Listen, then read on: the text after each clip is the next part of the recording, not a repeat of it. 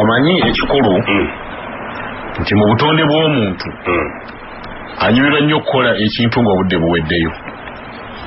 Olinga ayinza ebyokuwandiisa wano kkaali. Era olwa omuntu yenna ng'oyagala omujjukizanga kuggwayo kwa budde oba obubonero obulaga nti obudde buweddeyo.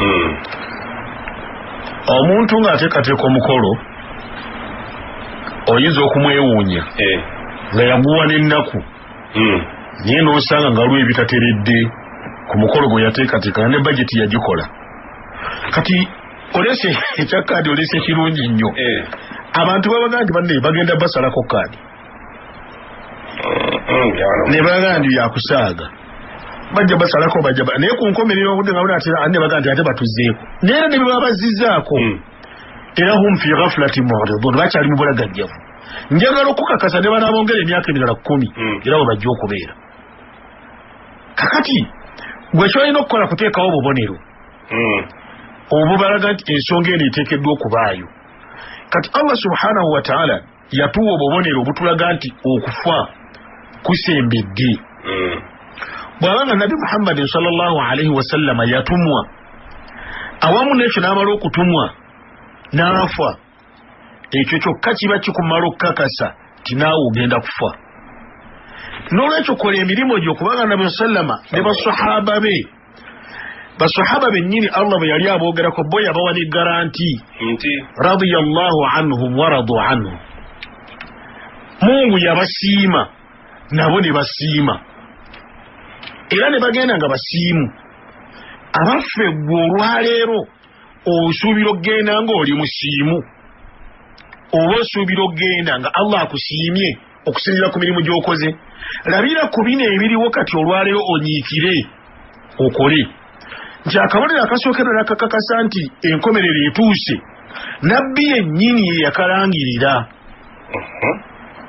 Bwe yamala okutumwa n'agamba nti abange embeera bw'etuuse nze Muhammadin sallallahu alaihi wasallam bu'ithtu yasoogera buli naga nti bu'ithtu wassaa kahataini nze n'enkomerero natumwa tuli bwetu ti yalaza n'engalo bbiri gwali eyo gy'oli olwaleero ddira engalo yo ey'omumakkati alwusta ey'omumakkati wallati tali ibham neene eyididde ekisajja ozigatte wamu naga natumibwa nze n'enkomerero nga tuli bwetuti. Amakulu agalimu nti okutumibwa kwa nnabbi kabonero akaali kategeeza nti enkomerero esembedde. Bwe twogera ku nkomerero eri ennene ey'abantu bonna okuggwaawo naye nga mu ekyo kyali ategeezamu nti abange mwabakyali beetannatuukako mulina y'akaseera akokkola. Kati mu kaseera kano kennyini wenyagire obudde buno obeere ng'olongoosezaamu kubanga kiyama kituuse. Kati akabonero akakakasa nti obudde bw'okufaako butuuse kutumwa kwa Nabbi Muhammadin sallallahu alaihi wasallam kubanga Nabbi we yatumwa ye yennyini Mungu yamulaga n'omulaga nti embeera weetuuse ekintu kijjudde. Faqala ta'ala al-yawma akmaltu lakum dinakum wa atmamtu alaykum ni'mati wa raditu lakum al-islam diina. Okujjuza kw'ekintu kyonna era eyo aya bwe bantu abasinga ogitegeera yali Abubakar radiyallahu ta'ala anhu abasinga baali basanyufu nti aya eyo okujja kwezze tuwonye amateeka gakendedde kuba abantu mu butonde bwabwe tebaagala amateeka. Buli lwosaawa etteeka omuntu awulira bubi nnyo. Naye Abubakar yaga nti ye kiyatumamu aya eyo embeera yamuyitirirako n'amanya nti embeera weetuuse kati eno aya ebika. Olwekyo balita okutegeera okutunula ewala yaga nti eno aya nze sigitegeddeemu ekyo kubanga bwe bange emaze okubika bwe bange emaze okubeera nti eddiini ejjudde nabbi tekikyamwetaagisa kubaawo agenda kuvaawo. Kyobala mu muyimbi omu yagamba nti likulli shay'in idha ma tamma nuqsanu. Buli ekijjula kasita kimala okujjula ekiddirira kutandika kukendeera. Kati Abubakar yamanya nti obusiraamu bugenda kutandika okufuna ebizibu, obusiraamu bugenda kukendeera nga tugenda obbira beeno mu maaso. Obusiraamu bugenda kukendeera, obusiraamu nabbi agenda kufa, ye n'abeera nga yabeera mu mbeera yakwennyamira. ku aya eno siba wiwaola emulaze tuwalwa ebizibu ebijja kati ekyo kyennyini ekikutegeeza nti Abubakar yategeera saa enkomerero nga Qur'ani nga Obusiraamu maze okujjuzibwa era ekyaddira mu kawulire akalaga ekyo kwali kufa kwa Nabbi Muhammad sallallahu alaihi wasallam. Nabbi bw'abanga afudde ate goba okyalinda ki sajja yagenda n'agamba nti wama faqada almaaduna mithla Muhammadin nabiyyun ataana ba'da ya'sin wa fitratin. Mu bantu bonna abaagenda ne baggwaawo temuliimu yannuma kwekana Muhammadin sallallahu alaihi wasallam. Bangi nnyo baafa naye wama faqada almaaduna mithla Muhammad, tewaliwo yagenda n'afa nannuma kwekana Muhammad lwansonga nti ati ye nabiyyun ataana ba'da ya'sin wa fitra. Nabbi oyo yatujjira ng'atujjira mu buvanyuma lwokukola nti twali tumaze okuggwamu essuubi nga leero tukyalina ssuubi n'ebbanga nga ddene nnyo n'atuzzaamu essuubi. Eyo naye pointi njagala abantu bagitegeere nti kino kye tukola olwaleero tubazaamu essuubi nti wadde nga enkomerero etuuse naye essuubi lye mulina mukyasobola okukola, mukyasobola okulongoosa, mukyasobola okutereeza, Mungu n'abasonyiwa. Gwe yakola ensobi 100 okyasobola okulongoosa kati ne weerenya mu Ramadaani eno lyessuubi lye njagala ofune. Oli kyagala nti bannawe omusajja oli bwe yafa Muhammad yannuma nnyo kubanga yajja mu kaseera nga tuweddemu essuubi nga n'ebbanga liyitiridde obunene naye n'atuzzaamu essuubi. Naawe kugamba gwali eyo olwaleero nti essuubi lyonna kano ke kaseera k'okuddamu essuubi bw'obanga obadde wakola ensobi mpitirivu, bw'obanga obadde walyazaamaanya abantu, bw'obanga obadde wavuma abantu, obanga obadde wakola kyonna kye wakola akaseera kano funa essuubi lyakwenenya. Olwenenya bw'oti n'okomawo enkomerero egenda okkusanga eno gye twogerako n'obubonero bwayo nga gwe alhamdulillahi rabbil alamin oteredde bulungi nnyo. Era mu kino njagala omuntu omanye totunuulira bunene bwa nsobi gye wakola. Tunuulira nti eyakutonda ensobi eyo asobola ogisonyiwa oba akwagaza ki, era tunuulira eyakutonda akwagaza ki, ayagala kusonyiwa. Kati noonya amakubo ki g'olina okukwata okusonyiyibwa eyo eyakutonda obeere ng'otebenkedde muno mu nsi. Ensonga gye nkugambye nti enkomerero bw'ebanga etuuse obanga esembedde obubonero bwayo bukutuma kunyiikira na kulowooza nti olina okubeera nga odde eri Allah subhanahu wa ta'ala. So n'olwekyo atuwuliriza gy'oli akabonero akasooka mu kubeera nti nno enkomerero etuuse ng'olina keeyambisa kugiyitamu bulungi kaali kakutumwa kwa Nabbi Muhammadin sallallahu alaihi wasallam awamu n'okufa kwe. Nabbi bwe yatumwa kyali kimala okutegeeza nti tekyaliyo nabbi mulala kuba yagamba la nabiyya ba'di. Ekyo kitegeeza nkomerero kubeera nti emaze okutuuka kuba tekyaliyo nabbi ajja kuleeta amateeka malala, amateeka gaggwayo. Mu ngeri y'emu n'okufa kwe kwali kwongera okukakaza nti bw'aba abadde aleeta amateeka afudde. Kati nno enkomerero etuuse kabonero kanene nnyo akajja okulaga nti enkomerero etuuse eri Allah subhanahu wa ta'ala. Akabonero katuyinza okutunulako ak'okubiri ngera nako katuyamba nnyo ate nga buli omu njagala akeetegereze bulungi, diyaa'ul amaana, obuvunaanyizibwa, obwesigwa, ebitereso, omuntu okubeera ow'obuvunaanyizibwa yesigwa.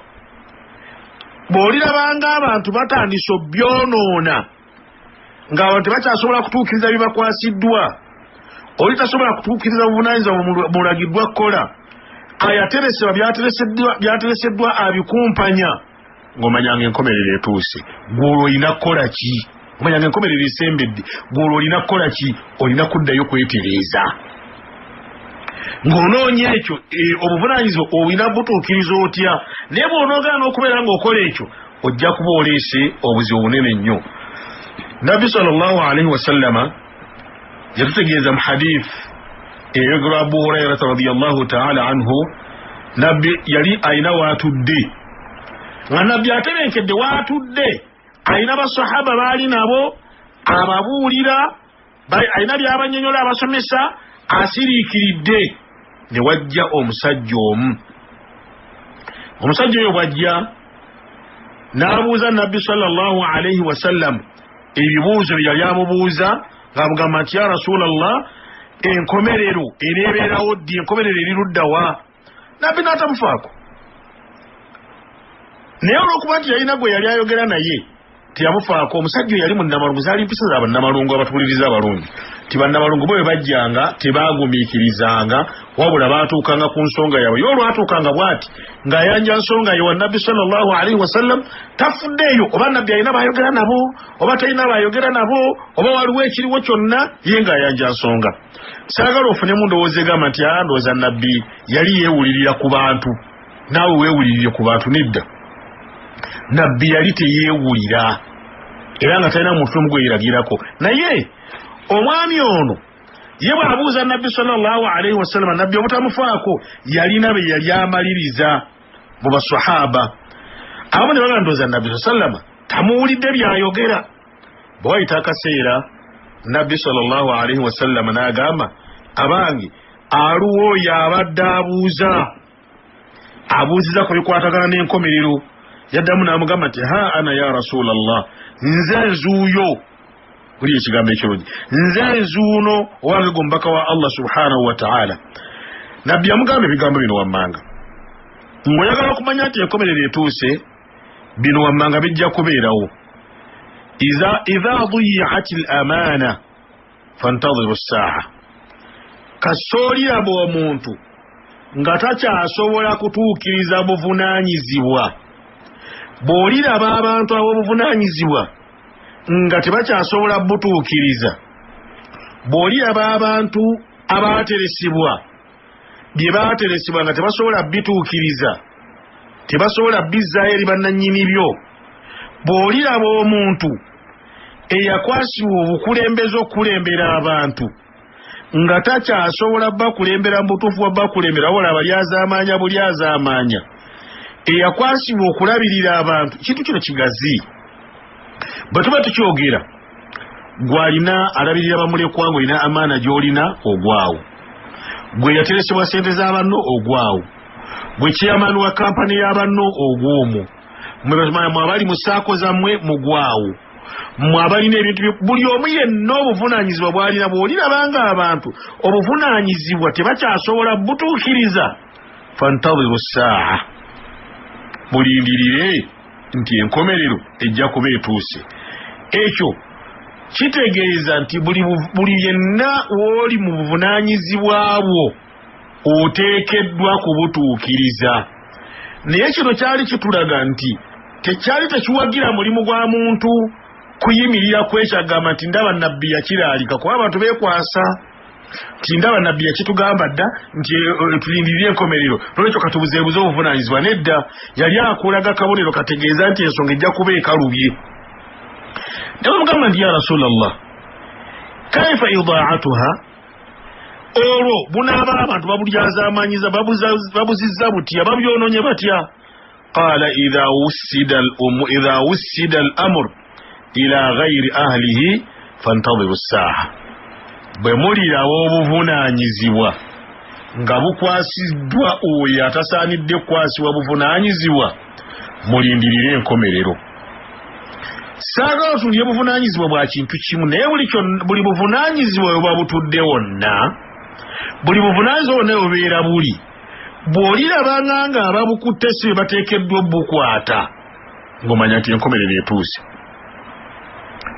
Bwe bulibeera buvunaanyizibwa baabo walimu, bwe bulikwatibwa abatali bawalimu, ng'omanya nti enkomerero etuuse. Bwe bulibeera buvunaanyizibwa bw'abalimi ne bukwasibwa abatali balimi oba batakwatagana na bulimi, ng'omanya nti enkomerero etuuse, esembedde. Kati ddayo otandika okutunuulira okubeera ddala ewammwe mu famire, otunuulire ani alina obuvunaanyizibwa. Famire mmeka ezikayanya olwaleero? Omwana gwe baatukwasa sina muganda waffe, sina mwana wa kitaffe, ebyo ne babonabona babeera gye bali. abala ne bavayo ne bagamba nti oyo buno obuvunanyizibwa ate gundi akutte obuvunanyizibwa wayegindi ne paka lwoyambuka ogende mukulembeze kababere bukulembeze bwansi yonna gy'osanga nga obuvunanyizibwa bukwatiddwa bubi buli azaamanyizibwa bukwasiddwa batateekeddwa ku bukwasibwa ng'omanya nti enkomerero etuuse ky'olina okukola kiki gwe ky'olina okukola olwaleero yeri ikhtaraba linnansi hisaabuhum abanga okubalibwa kusemberedde naye tulagajjadde eno zino indicators ezikugamba nti ddayo weerwaneko wekka bw'oba ofunye akaseera nga kano aka Ramadan akaseera nga kano ak'omukisa guno Allah gwakwadde shahrul mubarak duka mangu bunnambiro litughasila nafsaka weenaazi weeyozeeko weerongose enkomerero egenda okukusanga nga lasta fi ghafla toli mu bulagajjavu toli mu bugayaavu toli mu butafaayo wabula nga gw'ofaayo era ng'ensonga yo etambula bulungi nnyo naye tulina obuzibu nti olwaleero obuvunaanyizibwa enkwatibwa gye bukwatiddwa mu bintu byonna bulimu okulyaza amanya kungi akabonero akategeeza nti enkomerero etuuse hadithi eyo Bukhari yajogera mu bifo bingi nnyo osobola okugikuba Bukhari ye mu nkola ye hadithi ajogera ng'agenda agikutulakutulamu ala hasabi alfiqhi kusinziira ku ntegera ya abwaabu alfiqhiya naye Bukhari mu hadithi muno bwe yali ng'ajogerako yagitulaga bulungi nnyo mu baabul amaana mu mulyango gwa amaana obanga ogenzeyo oba mu kitaabul amaana ogisangayo nga hadithi eyo gyeri bulungi nnyo nga Bukhari ajogerako so n'olwekyo abatuwuliriza gye muli eyo enkomerero mukkirize nti esembedde kubanga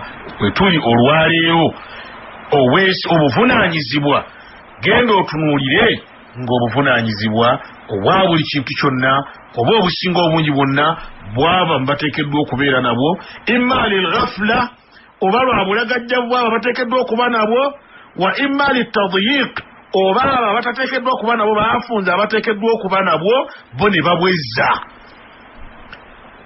wa imma oluusi buyinza okubeera nga ghasban bunyazi naye mu ngeri zonna ez'enjawulo byonna bikutegeeza kubeera nti enkomerero etuuse era mulimo gwo okutandika okusala amagezi ageerongoosa egenda okukusanga eyiyo nga gwe alhamdulillah embeera weeri weewaawo embeera eno obanga ogitunuulira oluganda totunuulirira mu kifaananyi kyakutunuulira gundi ng'otereeza ekikyonoonese wabula gwe tunuulira ku lulwo Allah subhanahu wa ta'ala kyanaakubuza oba kyakwagaza naye totunulira gamba nti kasa tuline gundi Mungu subhanahu wa ta'ala agamba nti walaqad ji'tumuna furada kama khalaqnakum awwala marra nakuleeta bwomo nga bwe nakkola omulundi ogwasooka nolwekyo wadde olina gurupu gy'oba nayo wadde olina abantu b'oba nabo naye kkiriza oba gaana nti ensonga gy'oliko ogenda gibuzibwako ku lulwo noonya wa oteekeddwa okubeera nga olongoosa akabonero kanene nnyo akakulaga nti enkomerero etuuse akabonero akalala nti enkomerero byeneeba eneetera okutuuka gyetwagala tulongoose etusange nga tulongoosezza gyetwagala tusinziireko mulamanzaane muno n'emyezi emirala gyonna byetusange nga batandise okutereeza ebyaffe kathratul qatl aw alharaj abantu oba okuttiŋŋana kugenda kuyitirira obungi ng'enkomerero etuuse ekyo mpulira nga ataalyagadde nakirwako nnyo mu kukitangaaza naye kale olw'obwetaavu bw'okubeera nakyo kyetaaga okwogerwako tujja kitunuulira tulabe engeri tuyinza okubeera tukitangazaamu nti mu bimu ku biraga nti abantu balagajjadde era enkomerero esembedde nga kabonero mu bubonero bw'enkomerero twogera ku bubonero obw'enkomerero obwo obuliwo oba obwo obutandise okulabika so waliyo obutannaba kulabika nga bwe bayita obubonero obunene kubanga bonna obutono obusinga obungi bulabise bw'osomye mu hadithi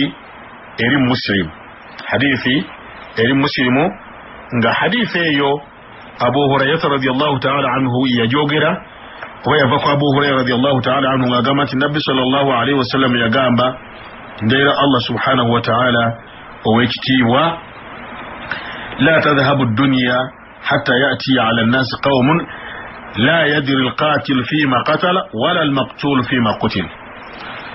Nti okuttingana kugenda kuyitirira obungi mu nsi. Bwe kunaayitirira obungi mu nsi, enkomerero tegenda kutuuka, okujjako eneegenda okutuuka nga waliwo abatta bannaabwe, naye ng'eyattibwa tamanyi lwaki yattibwa, n'eyamutta tamanyi lwaki yatta. Amakulu nti okuttingana kujja kufuuka kwa kyeyonoonere okutuuka ku mbeera y'omuntu okukola obukozi nga tafuddeeyo. Nabbi sallallahu alayhi wa sallam baamubuuza nti ya Rasulallah, kiyinza kiki ekyo okubeera? Nabbi n'agamba nti omutawaanayo guli kijja kuyitirira obungi kibeere nga alqatil wal maqtulu fi nnaari, nti asse ne gwe basse bayinza okubeera nga bonna oba bajja kubeera bonna nga bamuliro. Kyenjagaddemu muno ekinene ennyo nti Nabbi sallallahu alayhi wa sallam okutugamba ekigambo kino kijja kuba kitusiza ku mbeera y'omuntu nti annaasu yataqaataluuna, abantu bagenda kuttingana oba kutta bannaabwe naye nga battingana fi umuuri duniya, mu bintu bya mu nsi. N'oli yennyini nga tayinza kugamba nti innahu waqafa ala amri al islaami, kyayimidde ku nsonga ya busiraamu oba alina wasobola okulagira obusiraamu bwe, idha kaana yaktulu al akhar, bw'abatta omulala, bal wal maqtulu kadhalik, nattibwa yennyini nga naye tayimiridde ku nsonga ya busiraamu. Bw'obanga toyagala nnyo kutawaana nakyo, wano mu Uganda tosaana na kukibuuza nnyo.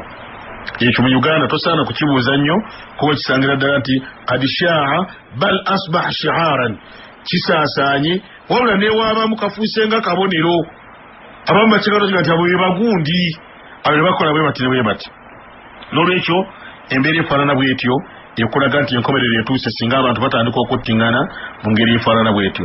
Era mu hadithi Muslim yajogera, bw'onoba ogende ne mu Sunan Abi Dawuda ojja kusangamu hadithi eyagala okufaanana bw'etyo nga Nabbi sallallahu alayhi wa sallam yagamba mu hadithi ya Abu Hurairah nti yataqarabu zaman, nti emirembe gigenda kubeera nga gisemberera, ng'emirembe gyo bwe gimala okusemberera, wayankusu al-ilma, wayankusu al-ilm, ilimu yennyini ejja kubeera ng'ekenjera mu bantu, watadhaharu al-fitan, ne fitina zijja kubeera nnyingi nnyo, wayulqa ash-shuhhu, era omulu gubeere mungi, wayakthuru al-haraju, n'okuttingana kubeere kungi. Amakulu nti enkomerero bw'eneeba eneetera okutuuka, bino wammanga bijja kubaawo. Ekisooka, wajja kubawo obukendeevu bw'okumanya.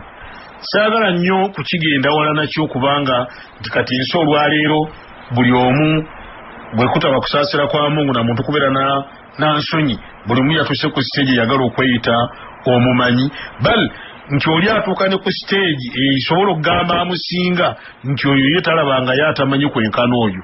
Kati bwe kibanga we kituuse kyagamba wano nti wayankusu al-ilma, emirembe gijja kusemberegana, n'erimu ejja kukendeera mu bantu, ate n'efitina zeeyongera okuba ennyingi ennyo, ate abantu babeere ba mululu nnyo, omululu ogw'ebyenfuna, omululu ogw'ebyobufuzi, omululu ogw'okweyagaliza wekka obeere mu nsi nga gw'olimu wekka. Ebyo byonna banaamala bituukako n'omululu ogufaanana bwe gutyo nga buli omu bw'ayagala. Wayakthuru al-haraj, olwo nno okuttingana oba mu ngeri ennyangu nti obutemu bubeere nga buyitirira obungi mu nsi. Baamubuuza Nabbi Muhammadin sallallahu alayhi wa sallam agamba nti ya Rasulallah, alharaju kyeki? Qal alqatlu. Bamugamba nti haraju, kyotugamba ne haraju otegeeza ki? Nabbi sallallahu alayhi wa sallama n'addamu n'abagamba nti ekyo kyentegeezaamu okuttingana oba okutta amakulu ng'abantu tebakyalabamu nsonyi zonna, tebakyalabamu buzibu bwonna mu kutta bantu bannaabwe. Katulayo singa otunuulira ensi weefaanana weewuunya nti okutta kyekintu ekyangu ennyo omuntu kyasobola n'okuyimirirako n'ayogera gundi nsobola okutta. Okutta ye muntu awandiika ekiwandiiko n'agamba abeegindi tujja kubatta. okutta ye muntu ayimirirwa obuyimirizi n'ayogera n'agamba gundi bw'anaaba tannafa ensi tejja kutiriira kwegamba ng'omuntu alaba ng'okutta nti y'ensonga yokka esobola okubeera nti yeetereeza ensi eno kati ebintu ebifaanana bwe bityo omanyanga nti enkomerero etuuse enkomerero esembedde wabula tuve mu bulagajjavu twenenye twetereeze tudde eri Allah subhanahu wa ta'ala tumusabe okubeera nga tusonyiwa bino nabbi yali tabikubiriza kubaawo wabula bino nabbi yali agamba nti bino bivumirirwa naye bubonero obukulaga nti ensi efa eggwaawo singa oba ogenze mu kutta okwo ng'oyagala okutunuulira kwagenda kweyongera kwatandikira ku Uthman radiyallahu ta'ala anhu nattibwa mu ngeri efaanana bw'etyo ne weerawo entalo ezaabawo ezitaalina nsonga yonna zizze zisikirwa naye ng'ebyo byonna bw'ogenda bitunuulira nti bijja